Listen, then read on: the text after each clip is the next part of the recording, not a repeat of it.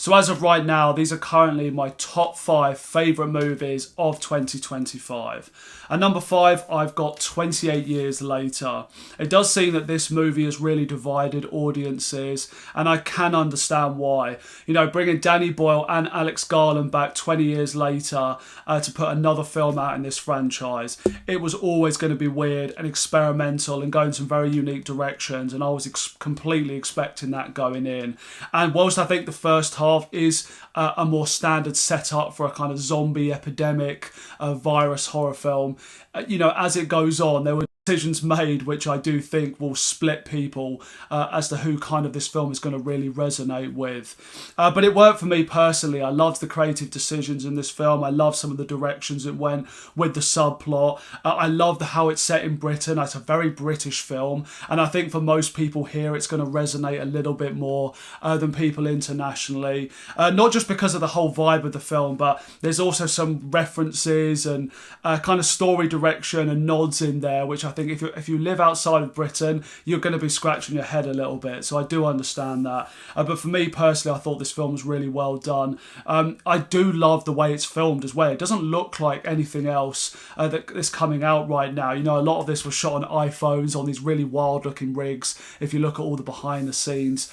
And it just gives it this kind of really unique quality to the film and just makes it stand out amongst other releases you typically get in a 2020s horror movie. Number 4 for me is Bring Her Back. This is the second film from the Philip Howell brothers. Of course, they gave us Talk to Me a couple of years ago. And whilst this isn't quite as good as that film, just because Talk to Me is one of my favourites of the decade so far, I thought they did a really fantastic job with this. And something I love about Bring Her Back was it's mainly a drama. You know, you're kind of following the story of these characters, and the horror kind of serves as a bit of a backdrop for the story, and you know, provides context as to why everything is taking place. And I really like that, because I think especially when you're dealing with stories about cults and supernatural elements, when there is an element of mystery left there, it makes it scarier, it makes it more intriguing, and I like they don't spend all this time kind of really over explaining that stuff. But I thought the drama was really powerful. It's a very emotional film as well. I didn't expect how much the ending was going to hit me. It really kind of floored me when I saw this in the cinema.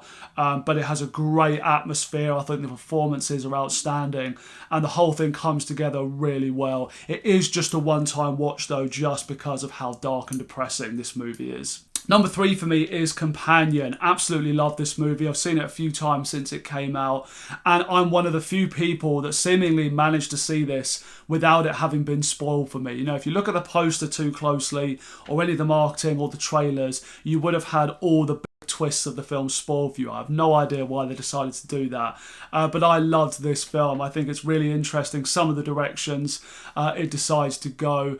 The kind of twist that takes place in the middle of the film is a real what the fuck moment, and kind of changes the whole context. And just watching that in the cinema and seeing that kind of surprise, yeah, I found it really interesting to watch. Love this movie, love the lead performance from Sophie Thatcher.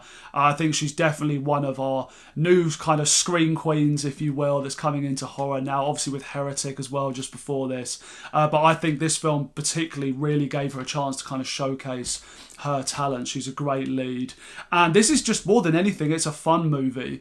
You know, it's got a great soundtrack, it's got some great kind of moments of drama and suspense, and the kind of final culmination of these characters and how it all kind of plays out towards the end, I just absolutely loved. So I do think even once you know the twist, there is rewatch value here. You can go back and kind of see little details as it plays out, and you can kind of appreciate how cleverly this was made. Number 2 for me is Weapons. I was so excited for this film just because of how much I loved Barbarian. I think this is definitely one of the most creative horror directors we have working today. And he's another one that's a comedian turned horror filmmaker, kind of like with Jordan Peele, these comedians turning to horror. And it kind of brings a real nice flavour to these movies where they have some truly hilarious moments, but it never undercuts or downplays the horror. The two tones never feel like they're clashing with each other. And I think that's why this one works so well. So it's not just overly morbid and dark and depressing. depressing. It is actually a lot of fun to watch. But I love the direction of this film. I love the kind of setup with the different chapters, how you're following this basically 1 or 2 days taking place and you're watching it take place from different characters' perspectives.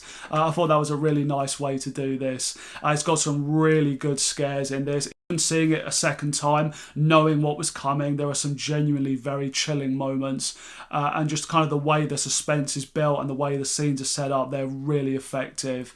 And the whole final 20 minutes of the film is absolutely wild. So yeah, really great movie, highly recommend. If you're a big horror fan, you absolutely have to see Weapons. There's a reason why everybody is so highly praising this one.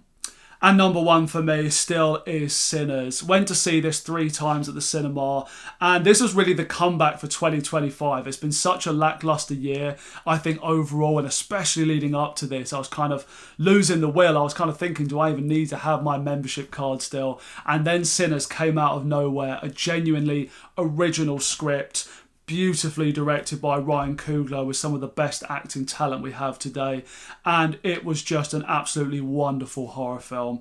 We don't get many good vampire films, I don't think. I'm not typically a huge fan of vampire films, not because I don't like the concept, but just because the movies I've never thought were executed particularly well. They finally made a brilliant one with Sinners. I absolutely love this, and something I really enjoy is that it takes place over one long day. I love films that are like that, where you just got one day where all these a huge amount of chaos takes place over this one day, the build up towards it.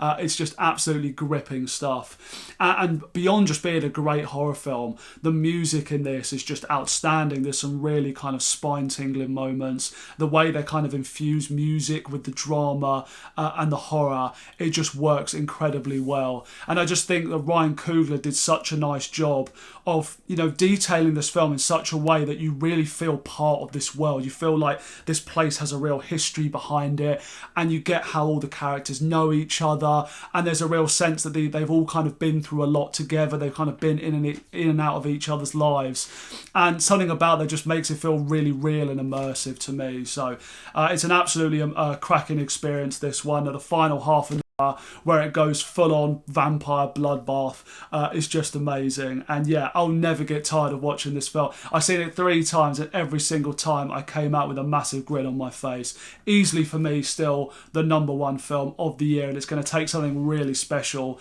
to knock it off that spot. So that is my top 5 favourite movies so far of 2025. I know it is very horror heavy, and I promise this is not just my personal bias and for the genre. I genuinely think these are the best films we've had of the year so far. So guys, let me know down below in the comments what your favourite movies of the year so far have been. Thanks so much for watching this video as always. Do take care, and I'll see you soon.